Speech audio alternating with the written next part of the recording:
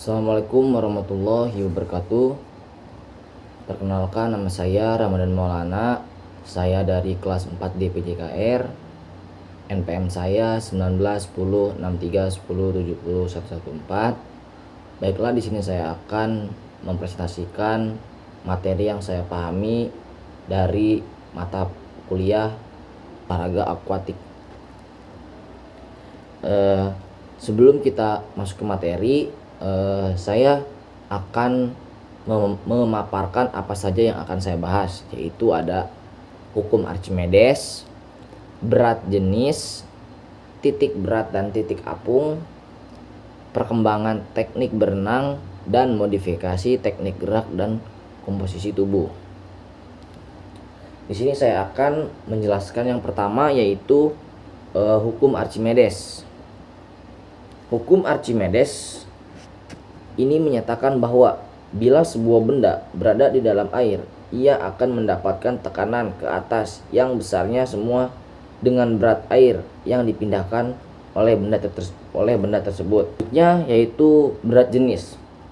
Berat jenis suatu benda ialah perbandingan antara gaya berat dan gaya apung dari suatu benda. Bila di darat, seorang mempunyai berat badan dan gaya berat tersebut bekerjanya tegak lurus ke bawah dan titik tangkapnya adalah pada titik berat badan. Bila seorang ada di dalam air, kecuali gaya beratnya, ia juga mendapatkan gaya yang disebut dengan gaya apung. Gaya ini adalah gaya dorong yang bekerja tegak lurus ke atas.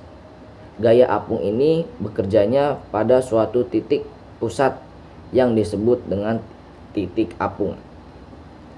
Jadi berat jenis ini ada rumusnya, yaitu berat jenis sama dengan gaya berat atau gaya apung.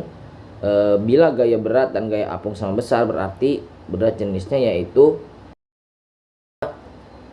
bila titik berat berada di atas titik apung, orang tersebut cenderung kepalanya turun ke bawah. Kedua, bila titik berat sama tinggi atau berimpit pada titik apung, orang tersebut dapat terapung dengan datar atau horizontal apung. Pada bab terlebih dahulu telah banyak membahas tentang titik berat. Dikatakan tiba-tiba letaknya lebih kurang dari 57% dan tinggi badannya. Ini disebabkan karena massa badan terfokus pada daerah itu. Kalau tiba-tiba berat tergantung pada massanya, maka titik apung tergantung pada volumenya. Orang yang dadanya bidang, titik apungnya lebih tinggi daripada orang yang banyak lemak pada pahanya. Kemampuan orang mengapung dan diam di dalam air ditentukan oleh letak titik berat terhadap titik apung. Selanjutnya, perkembangan teknik berenang. Dari waktu ke waktu terjadinya eksploitasi dalam usaha meningkatkan efisiensi dan efektivitas pada teknik berenang, yaitu satu, menghasilkan gaya propulsif atau juga propulsive force yang sebesar-besarnya, dan kedua, mengurangi gaya resisten atau retardation menjadi seminimal mungkin.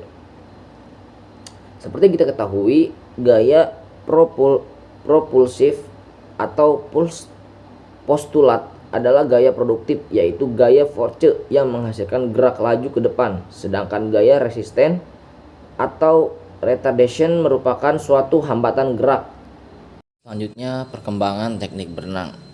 Dari waktu ke waktu terjadi eksplorasi dalam usaha meningkatkan efisiensi dan efektivitas pada teknik renang, yaitu yang pertama, menghasilkan gaya propulsif yang sebenar-benarnya. Kedua, mengurangi gaya resisten atau retardation menjadi semisal mungkin. V sama dengan F kali S, di mana F frekuensi kayuhan dan S panjang kayuhan untuk memperbesar kecepatan renang, yaitu V lebih baik memperbesar F daripada memperbesar S. Pada olahraga akuatik, gaya propulsif lebih dominan diperoleh dari gerakan lengan tungkai karena proporsinya yang lebih dianjurkan. modifikasi teknik gerak dan komposisi tubuh. Pada cabang ini ada yang disebut dengan feel of water, yaitu suatu penyesuaian dari teknik gerak terhadap komposisi tubuh. Di sini ada feel of the water, dan di sini pula peranan seorang guru atau pelatih untuk mengetahui melalui program latihan fisik komposisi tubuh dapat diperbaiki sehingga menghasilkan porsi yang khas menurut cabang olahraga. Mungkin cukup sekian yang saya sampaikan. Mohon maaf jika ada kekurangan atau kesalahan karena saya masih proses belajar. Saya akhiri. Assalamualaikum warahmatullahi wabarakatuh. Terima kasih.